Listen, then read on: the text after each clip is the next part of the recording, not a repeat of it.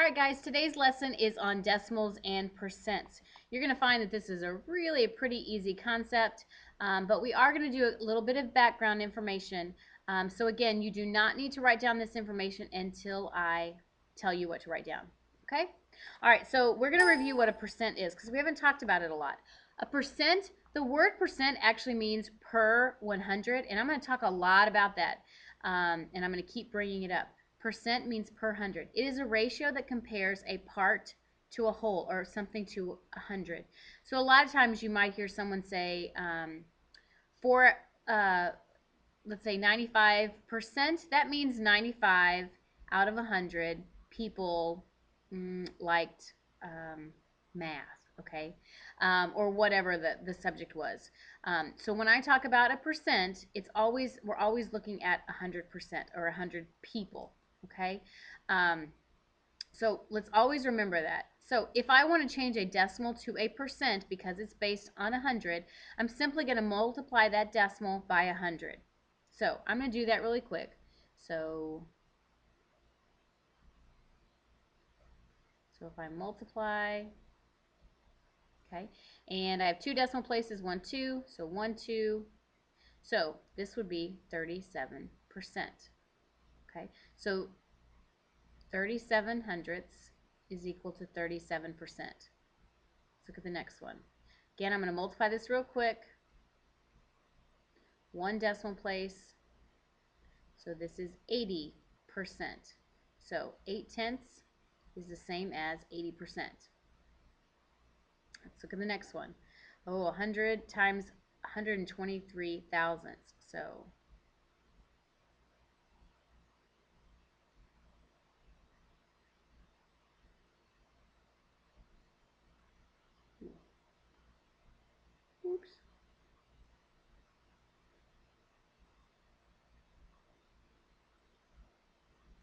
3 decimal places, 1, 2, 3.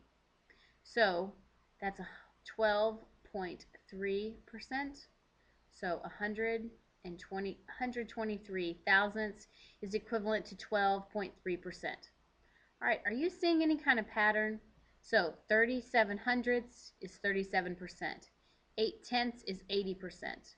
Look at that decimal, focusing on that decimal. Do you see something happening here? Okay, hopefully you are seeing that the decimal is simply moving two places. So now it's at the end. It's moving two places. It's moving two places. So it ended up right there. Are you seeing that? Okay, so that is going to be the rule. That's my pattern that I see. I don't have to actually multiply it by every time because now I see the pattern. I see it continually happens. So this is what you're going to write down. So the rules for going from a decimal to a percent is you're simply moving that decimal two places to the right. And really what you're doing is you're multiplying by 100.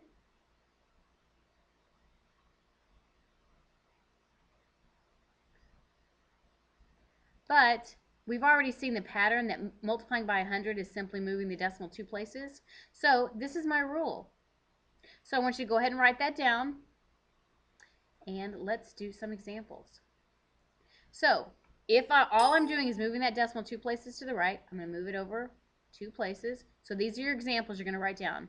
So 56 hundredths simply becomes 56% because I moved that decimal two places. 487 thousandths, move that decimal two places, and it becomes 48.7%. Move that decimal two places. Okay, I got to fill that spot with something. So that's 80%. All right, pretty easy, right? All right, so go ahead and do these four examples. Pause the video, do those 4 examples, and then we'll go back to the next part, which will be going from a percent to a decimal. So pause the video.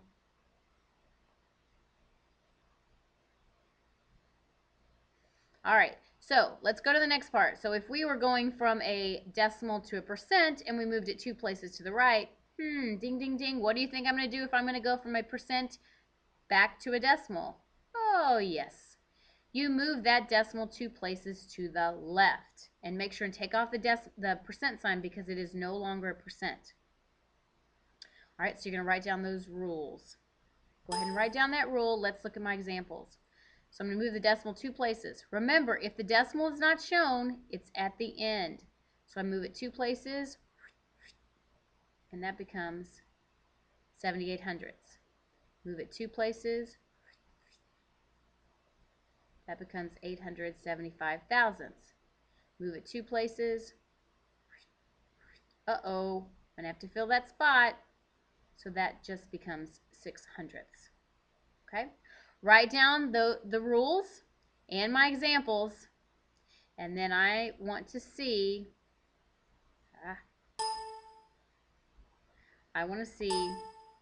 these 2 problems. So I want to see this set of 4 and the 4 from going from a decimal to a percent. Once I check over those and you get them correct, then you may move on to worksheet 3.